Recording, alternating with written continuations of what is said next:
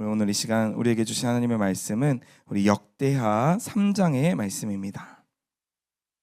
역대하 3장 1절부터 2절 그리고 15절부터 17절까지의 말씀입니다. 오늘 본문은 우리 원래 전체가 역대하 3장 전체인데요. 특별히 솔로몬이 이제 남유다 백성들 가운데에서 이제 하나님의 성전을 짓는 그 성전을 건축하는 장면에 대해서 기록하고 있습니다.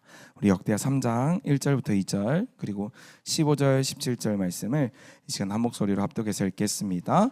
솔로몬이 예루살렘 모리아 산에 여호와의 전 건축하기를 시작하니 그곳은 전에 여호와께서 그의 아버지 다윗에게 나타나신 곳이요 여부주 사람 오르난의 타작마당에서 다윗이 정한 곳이라.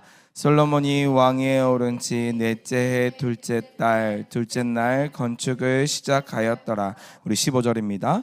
성전 앞에 기둥 둘을 만들었으니 높이가 35규빗이요 각 기둥 꼭대기의 머리가 5규빗이라. 성소같이 사슬을 만들어 그 기둥 머리에 두르고 석류 100개를 만들어 사슬에 달았으며 그 기둥을 성전 앞에 세웠으니 왼쪽은 하나요 오른쪽에 하나라. 오른쪽은 야긴이라 부르고 왼쪽 것은 보아스라 불렀더라. 아멘. 아멘.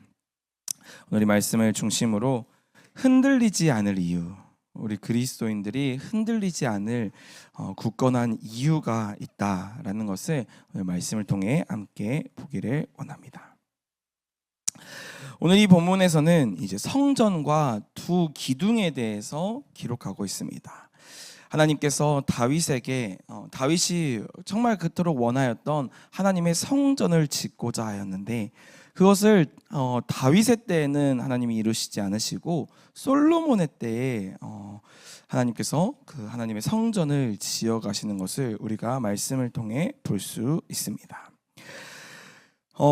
특별히 오늘 이 본문에서는 이 성전과 또 그리고 두 기둥에 대해서 기록을 하고 있는데요. 성전과 두 기둥, 이게 별거 아닌 것 같아 보이지만 이 그림이 나타나고 있는, 이 그림이 나타내 보이고 있는 아주 중요한 진리가 이 가운데 담겨 있습니다.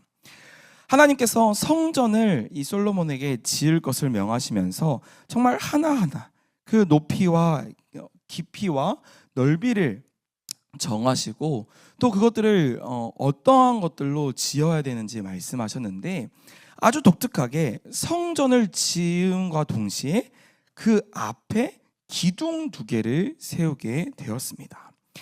이 기둥은 사실 건물을 지탱하는 데 사용되어지잖아요. 근데 건물을 지탱하는 데 기둥을 세우는 것이 아니라, 기둥이 사용되는 게 아니라 건물 바로 앞에 건물에 마치 보여주는 입구처럼 이 두 기둥을 세우는 것을 볼 수 있습니다. 한 기둥의 이름은 야긴이었고 또 다른 기둥의 이름은 보아스였습니다. 이 기둥을 통해서 우리가 살펴볼 것이 문 앞에 기둥이 있다. 하나님을 만나러 갈 때 하나님을 예배하는 장소가 이 성전이었는데 특별히 하나님을 임재가 임하는 곳, 다른 어떠한 것보다도 하나님의 임재가 임하는, 하나님을 만나는 그 성전을 지나갈 때에는 이 야긴과 보아스라는 두 기둥을 반드시 지나가야만 했습니다. 그래서 이 성전과 두 기둥에 대해서 우리가 함께 살펴보기를 원하는데요. 먼저 첫 번째로는 이 성전이 무엇인가 함께 살펴보겠습니다. 솔로몬이 이제 모리아 산에 하나님의 전을 건축하기를 시작합니다. 이 모리아 산, 이곳이 아주 중요한 장소인데 이곳이 어떠한 곳이냐면 우리가 잘 알고 있는 곳입니다. 이 지명이 잘 기억이 나지 않아서 그럴 뿐이지 이곳은 아주 중요한 장소입니다. 그 어떠한 장소냐면 하나님께서 아브라함을 부르시고 아브라함에게 약속을 주셨잖아요. 근데 그 약속이 내가 너로 하여금 큰 민족의 아버지가 되게 할 것이다. 너는 정말 열국의 아버지가 될 것이며 너로 하여금 수많은 자손들이 하늘의 별과 같이 또 바다의 모래알 같이 너로 인해서 수많은 이 자손들이 하나님을 예배하게 될 것이야 라는 그런 약속을 주셨잖아요. 근데 그 약속을 시험받았던 장소, 이삭을 번제로 바쳤던 장소가 바로 이 모리아 산이었습니다. 그래서 이 모리아 산은 하나님께서 아브라함의 믿음을 시험하신 장소요. 또 그곳에서 하나님의 여호와 이레, 하나님께서 대속 제물을 미리 준비하신 장소도 이 모리아 산이었습니다. 그런데 그 자리에 하나님께서 이 임재하시겠다, 하나님이 너희와 함께 하겠다는 그 약속을 세우시는 자리가 바로 이 모리아 산입니다. 이제 나중에 이제 신약에 오게 되어지면 이 모리아 산에 우리 예수님께서 십자가를 지시는 이 골고다 언덕이 있습니다. 그래서 이 아브라함의 믿음의 시험, 이 믿음의 약속을 주셨던 장소도 모리아 산이고, 또 하나님께서 준비하시고 이루시는 장소도 모리아 산이었습니다.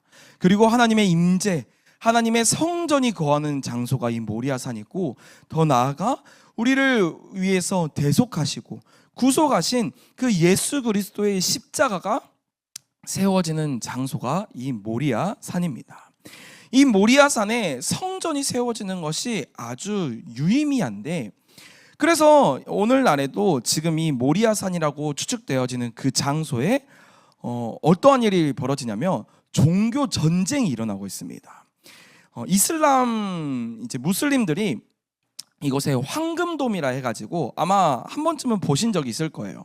건물을 세웠는데 이 건물의 지붕이 황금색입니다. 그래서 그곳을 이슬람 사원으로 만들어가지고 이곳은 아브라함이 이삭을 바쳤던 곳이 아니라 이스마엘을 바쳤던 곳이다 하면서 나름대로 자신들의 이 경전인 꾸란을 이렇게 꾸란의 전통성을 이렇게 확증을 하려고 그곳 가운데 이슬람이 거주하고 있는 장소입니다. 이곳이 아주 의미가 깊은 곳이기 때문에 이슬람도 또 다른 이제 근동의 이런 종교 전쟁들이 일어나게 되어지는 장소가 이 모리아 산인 것이죠. 이 모리아 산에 하나님의 성전이 세워지게 되었습니다. 이 성전이 세워졌다라는 것은 하나님께서 내가 너희와 함께 하겠다, 내가 너를 만나겠다라고 약속한 장소입니다. 그런데 이 성전 앞에 무엇을 세우냐면은 두 기둥을 세우는데, 오른쪽 것이 야긴이고 왼쪽 것이 보아스였습니다. 그림을 보시면 이와 같습니다. 성전을 바치는 기둥이 아니라 성전 문 앞에 세워져 있는 두 기둥입니다. 이 두 기둥의 이름이 아주 독특한데요, 야긴과 보아스입니다. 이 각각의 뜻을 보면은 야긴은 어떠한 뜻이냐면 하나님께서 세우신다라는 뜻을 가지고 있고, 보아스라는 뜻은 하나님 안에 능력이 있다, 모든 능력은 하나님 안에 있다라는 뜻입니다. 그래서 하나님을 예배하러 가는 사람들은 모두가 이 야긴과 보아스를 지나가야만 했습니다. 하나님을 예배하러 갈 때, 하나님을 만날 때에 반드시 하나님이 세우시고 하나님께서 우리의 능력이 되신다라는 것을 이렇게 두 눈으로 보고 그 사이를 지나가야만 했다라는 것입니다. 왜 하나님께서는 이 성전 문 앞에 이 두 기둥들을 세우셨을까요? 이 야긴과 보아스를 통해서 우리에게, 이스라엘 백성들뿐만 아니라 우리에게도 하시고자 하는 말씀이 있어서 이 아침에 우리가 이 말씀을 읽는 것이 아니겠습니까? 왜 하나님께서 이 성전 문 앞에 두 기둥을 세우셔서 우리에게 보여주시고 있는 것일까요? 이것은 이 성전이 의미하는 바가 아주 크기 때문입니다. 이 성전은 하나님이 우리와 함께 하신다, 하나님을 만나는 장소가 이 성전인데, 이 성전은 신약 시대를 넘어와서 우리에게는 바로 우리가 하나님의 성전임을 말씀을 통해 보여주고 계십니다. 고린도전서 3장 16절에는 너희가 하나님의 성전이다, 나 한 사람이 성전이 아니라 우리가 성전이다 라고 말씀합니다. 또 똑같은 본문 6장 19절에는 너희의 몸이 하나님의 성전이다. 내가 거하는 곳이 너희의 몸이다 라고 말씀합니다. 더 나아가서 에베소서에는 이렇게 말씀을 하는데 그 안에서 건물마다 세워져 가고 주 안에서 우리가 함께 세워져 간다. 성전으로 세워져 간다. 우리는 그리스도 안에서 함께 지어짐을 받는다라고 이야기를 하고 있습니다. 이것을 종합해서 한 문장으로 이야기를 하면은 성전은 하나님을 만나는 장소인데 그 장소가 바로 우리의 삶이 되어야 함을 우리는 신약 성경을 통해서 볼 수 있는 것입니다. 우리의 삶이, 우리의 오늘 하루가, 또 우리의 가정이, 우리의 직장이, 우리의 교회가, 우리의 공동체가 하나님을 만나는 장소가 되어야 한다라는 것입니다. 이 성전이 우리의 몸이다. 우리가 거하는 이 자리가 하나님을 만나는 장소다라는 것을 우리가 먼저 기억해야 한다라는 것이지요. 그래서 이 하나님을 만나기 위해서 반드시 지나야 한 두 기둥, 우리가 이 공동체를 통해서 반드시 지나가야 하는 두 기둥들이 있다라는 것입니다. 이 두 기둥을 통해서 우리의 삶을 점검하고 또 우리가 우리의 삶을 도전하기를 원하는데요. 첫 번째 기둥은 우리를 세우시는 하나님을 만나야 합니다. 이것은 야긴의 하나님이십니다. 우리가 여러 말씀을 통해서 우리가 볼 수 있지만 하나님께서 우리의 삶을 세우시고 또 그것을 이끌어 가시는 것을 우리는 반드시 경험해야 합니다. 하나님을 만나러 갈 때에 우리는 이 야긴의 하나님을 만나야 하는데 이 하나님은 어떤 하나님이시냐면 내 삶에 정말 수렁과 같이 넘어져 있고 무너져 있을 때 나를 세우시는 하나님이십니다. 그래서 시편 40편 2절 말씀인데요. 우리 같이 한번 읽어보겠습니다. 시작. 나를 기가 막힐 웅덩이와 수렁에서 끌어올리시고 내 발의 반석 위에 두사 내 걸음을 견고하게 하셨도다. 아멘.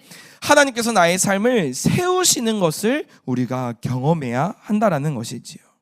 어떤 성도님들은 이러한 것들을 경험하신 적이 있을 것입니다. 예수님을 믿는데 왜 내 삶 가운데 이런 어려움이 찾아올까? 예수님을 믿었는데도 왜 내 사업은 이렇게 실패가 잦고 또 내 관계 가운데는 깨어지는 것들이 많고 나의 신앙 가운데는 이 침체들을 경험할까? 이런 생각들이 우리에게 주어질 때가 있습니다. 그러나 이 기가 막힌 웅덩이와 또 수렁과 같은 그런 고난이 찾아올지라도 나를 끌어올리시고 세우시는 분이 하나님이심을 경험하도록 때로는 하나님께서 우리에게 그런 고난들을 주실 때가 있다라는 것이지요. 이 회복이 하나님께서 우리에게 명하신 명령이요 또 약속인 것입니다.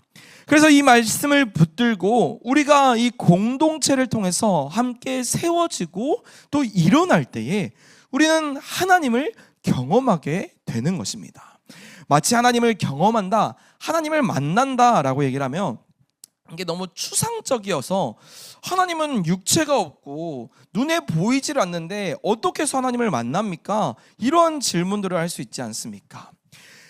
우리의 고난이, 우리의 어려움들이 공동체를 통해서 또 말씀을 통해서 세움을 받을 때, 다시 일으킴을 받을 때에 우리는 하나님을 만났다라고 이야기할 수 있는 것입니다. 그래서 베드로전서 5장 10절에서도 이렇게 얘기를 하고 있는데요. 모든 은혜의 하나님께서 너희를 부르셨다. 근데 그 부르신 것은 영원한 영광을 경험하게 하기 위해서인데 그 영광을 위해서 우리 때로는 우리에게 고난을 주실 때가 있다. 이 고난을 통해서 우리를 온전하게 하시며 굳건케 하시며 강하게 하시며 우리의 이 성전의 터를 견고하게 하실 것이다 라고 말씀하고 있는 것입니다. 사랑하는 성도 여러분, 저와 여러분의 삶 가운데서 이 성전의 터가 견고하게 되어서 하나님을 매일 우리의 삶 가운데서 만나시게 되는 저와 여러분이 되시기를 주님의 이름으로 소망합니다. 아멘. 고린도후서 1장 21절에서도 이렇게 얘기하고 있습니다. 우리를 너희와 함께 그리스도 안에서 견고하게 하실 것이다. 나 혼자만이 아니라 우리 공동체를 통해서 견고하게 하실 것이다 라고 말씀하고 있는 것입니다. 그래서 우리가 이 자리에 이 아침에 나와서 함께 예배드리는 이유도요, 하나님의 말씀을 받고 나 혼자만 바로 서는 것이 아니라 서로를 세워주고 서로를 격려해서 하나님을 만나도록 하는 것이 우리의 본분인 것입니다. 그래서 우리가 교회로 부름받았다. 내가 살아가는 이 하루가, 내가 살아가는 이 공동체가 교회라는 것을 깨닫고 서로를 세울 수 있는 저와 여러분이 되시기를 주님의 이름으로 소망합니다. 아멘. 두 번째로는 우리가 아까는 야긴의 하나님을 만났다면 이번은 보아스의 하나님입니다. 이 보아스라는 뜻은 능력으로 붙드신다. 모든 능력이 주님 안에 있다라는 뜻입니다. 이 말씀과 일맥상통하는 말씀이 있습니다. 이 말씀은 이사야 41장 10절의 말씀인데요, 저에게는 이 말씀이 너무나도 중요한 말씀이어서 제가 정말 인생을 걸고 붙드는 말씀입니다. 우리 같이 한번 읽어보겠습니다. 시작. 두려워하지 말라, 내가 너와 함께함이라. 놀라지 말라, 나는 내 하나님이 됨이니라. 내가 너를 굳세게 하리라. 참으로 너를 도와주리라. 참으로 의로운 오른손으로 너를 붙들리라. 아멘. 하나님께서는 의로운 오른손으로 너를 붙든다. 여기서 이 오른손은 하나님의 능력을 나타내거든요. 나의 능력으로 너를 붙들고 있다라고 말씀하고 있는 것입니다. 내 삶은 약하고 나는 부족해도 하나님이 우리의 능력이 되시고 하나님이 우리의 지혜가 되시고 하나님이 우리의 삶 가운데 부족함 없이 채우신다면은 우리의 삶에 거리끼는 것이 무엇이 있겠습니까? 이것이 우리 그리스도인들이 반드시 경험해야 되는 하나님인 것이지요. 그래서 또 고린도후서 1장 19절에서는 뭐라고 말씀하시냐면, 내 은혜가 내게 족하도다. 이는 내 능력이 약한 데서 온전하여진다. 그리스도의 능력이 너의 삶 가운데 머물게 될 것이다 라고 말씀하고 있는 것입니다. 우리의 삶 가운데 때로는 우리의 문제들이 찾아올 수 있습니다. 그러나 그 안에서 하나님의 능력을 붙들고 하나님이 나에게 베풀어 주신 그 능력을 붙들고 말씀을 붙들고 나아갈 때 우리의 삶 가운데에서는 그 문제가 더 이상 문제가 되지 않는 그런 일들이 일어나게 된다라는 것입니다. 이것이 바로 하나님을 만나는 것입니다. 또한 시편 46편 1절에는 하나님이 우리의 피난처시요 우리의 힘이시다. 환난 날에 우리가 만날 큰 도움이시다 라고 말씀하고 있습니다. 사랑하는 성도 여러분, 우리의 삶 가운데에서 나의 능력이 약할 때 하나님이 우리의 능력이 되심을 믿으시는 저와 여러분이 되시기를 주님의 이름으로 소망합니다. 아멘. 그렇다면은 이 하나님의 성전, 하나님을 만나기 위해서 이 두 기둥을 지나가야 되는데, 이 첫 번째 기둥은 야긴, 하나님께서 나를 세우신다라는 것을 경험해야 되고, 두 번째 이 보아스는 하나님이 나의 능력이 되신다라는 것을 경험해야 했습니다. 그러면 어떻게 하면 이 두 기둥들을 나의 삶 가운데 세울 수 있습니까? 이것은 아주 쉽습니다. 우리가 지금 E2B 운동을 통해서 하나님의 말씀을 매일같이 선포하지 않습니까? 그래서 우리는 매일 아침마다 이 두 기둥들을 선포하는 것이 하나님을 만나는 방법입니다. 매일 아침에 우리가 이렇게 선포하셨으면 좋겠습니다. 하나님, 오늘도 저를 세우시는 하나님을 신뢰합니다. 하나님, 오늘도 하나님이 주시는 능력으로 내가 살기를 원합니다. 그래서 아까 말씀을 드렸던 그 말씀들, 우리 이사야 말씀과 또 고린도 후서, 고린도 전서 이 말씀들을 기억하시고, 하나님, 내 삶 가운데에서 나를 세우시는 하나님을 신뢰합니다. 또 내 삶 가운데서 하나님의 능력이 나타나기를 원합니다. 하나님의 능력으로 오늘을 살게 하여 주시옵소서. 이것을 매일과 같이 이렇게 선포할 때에 우리의 삶 가운데서 능력으로 임하시고 또 나를 세우시는 하나님을 만나게 될 줄 믿습니다. 아멘. 존 오웬이라는 신학자는 이런 말을 했습니다. 하나님의 백성은 은혜 위에 세워지고 그 은혜는 결코 무너지지 않는다. 사랑하는 성도 여러분, 우리의 삶 가운데서 하나님이 베푸시는 이 은혜, 하나님께서 우리를 만나 주시겠다고 약속하셨는데, 이 만남은 야긴과 보아스, 나를 세우시고 나의 삶 가운데서 능력으로 임하시겠다 하신 이 약속이 우리의 두 기둥처럼 우리의 삶 가운데 이 두 기둥이 세워지게 되는 놀라운 역사가 있기를 주님의 이름으로 간절히 축원드립니다. 아멘.